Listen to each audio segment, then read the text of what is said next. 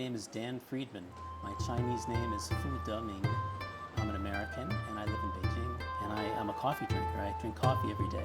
But most of my Chinese friends, they drink tea. I realized I really don't know much about tea, even though I've been here for so long. One of my friends told me that there's a place in Sichuan Province, Ya'an City, and he said this is sort of the birthplace of tea, and it's also the location of something called the Tea Horse Ancient Road. Soon after I arrived, I met Mr. Huang, who's my teacher of tea. 请问你是黄老师吗？是。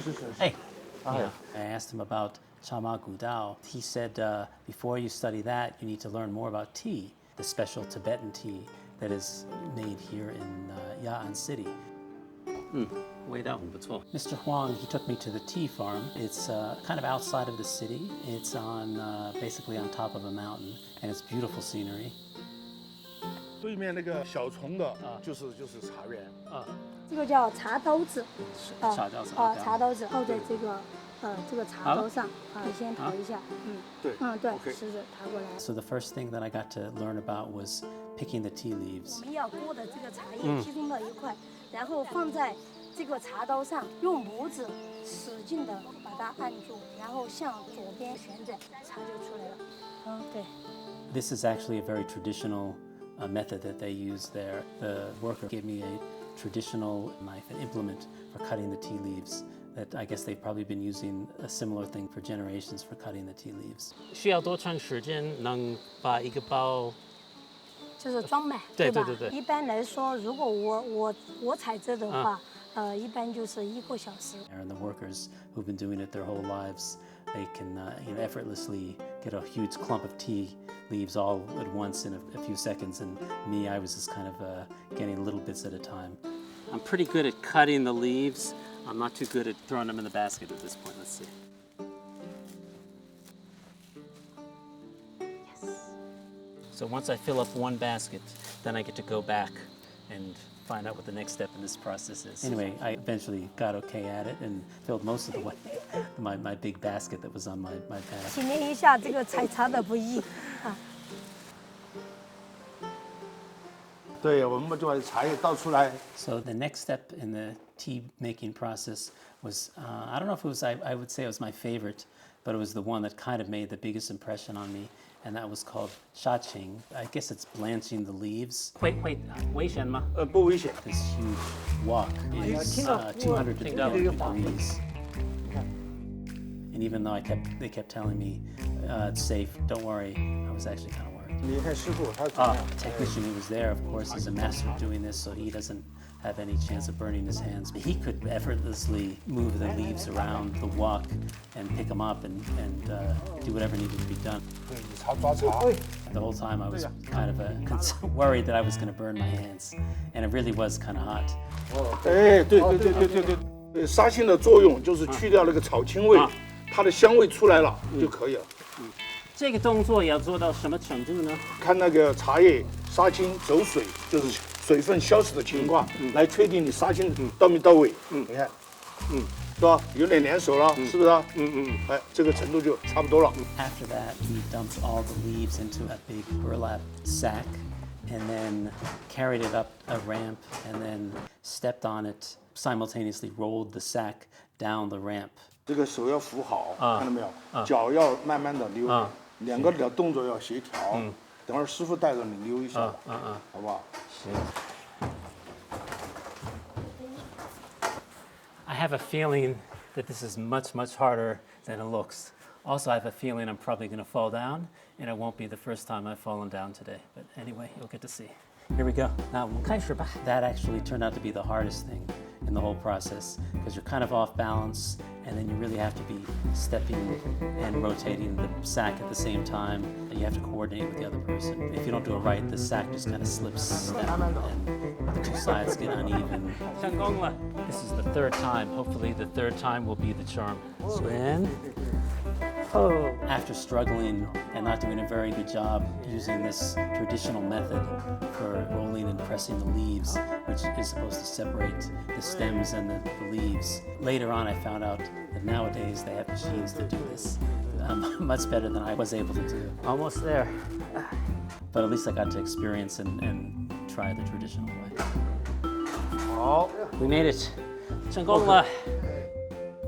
So after all of the different traditional process, I got to learn about the fermentation process. The one thing that really kind of surprised me, I wouldn't think that having everything just sitting there that they suddenly on their own get warm, but I guess that's sort of the key part of the fermentation process. This is really when the leaves go from just being leaves to really become tea. 有点像长城，对，茶叶的长城。 The next thing I got to learn about was packaging. They still package it in the same way they've been doing for hundreds of years. 茶叶没有通过压制，是相当松泡的，不利于运输、包装捆扎以后呢，它就不容易损坏。几百年前也是用这个包装。对，就这个包装。 And so this is a traditional way they've been using for generations. I also got to try this as well. Not the whole thing, but just wrapping with the bamboo string, which I also was not very good at. And it's much harder than it looks. So it took me about 10 minutes to do what the guy who does it for a living does in about 30 seconds. A lot of these things, they now have modern methods of doing it. One of the reasons they use the modern method, it's more efficient and they can do much bigger quantities. There's so many people who drink tea, obviously, in China and in the world. Actually, the fact that I got to study and learn these old ways is hopefully I have a better appreciation for the tradition and got to really learn more about the basics and the essence of how they make the tea. This afternoon, Mr. Huang, he took me to Chama Si, which is sort of the starting place of Chama Gudao. 这个茶马师是茶马古道上管理茶马交易的地方。宋代的时候，由于战争非常激烈，需要战马，所以朝廷当时就下令，雅安的茶和汉中的茶专门用来译马。雅安那个茶马师就是目前全国唯一保存下来的茶马师。这个就是过去这个茶马古道上的一个缩影。雅安藏茶呢，每年大概就是生产25000吨，供应西藏。过去呢，全靠人背马驮、牦牛驮，所以这条道就成了川藏上的茶马古道。这个就是茶马古道上的新天香，一个古老的驿站。Finally, I got to go to the real Chama Gudao.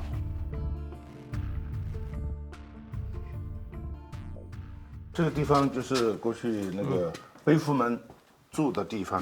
While I was there, I got to see and learn about some of the traditional, authentic materials and devices that they used. I then actually got to use them myself. I got a little bit of help and I loaded up my back with 100 pounds of tea and then put on the traditional shoes and put on a traditional hat and started out on the Chama Gudao. Let's go. I can feel every single stone on the bottom of my feet with each step because of these traditional shoes I'm wearing. On my back, I have a little over 100 pounds. And it's really not that bad, although if I were to slip, I'm not sure the result would be very good. Hey, 吃饭了吗？从雅安茶马师到打箭路这一段是背夫最艰辛的一个路程，在悬崖的地方，基本上大家都是互相拉着拐杖，过去运输全靠这些背夫。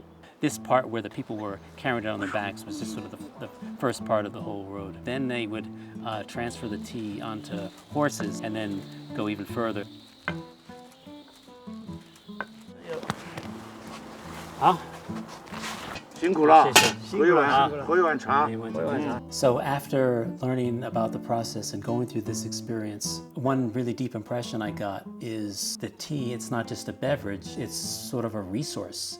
And it really reflects the knowledge and experience of so many people over generations and over centuries. My journey here to Ya'an today, it really was a journey back through history.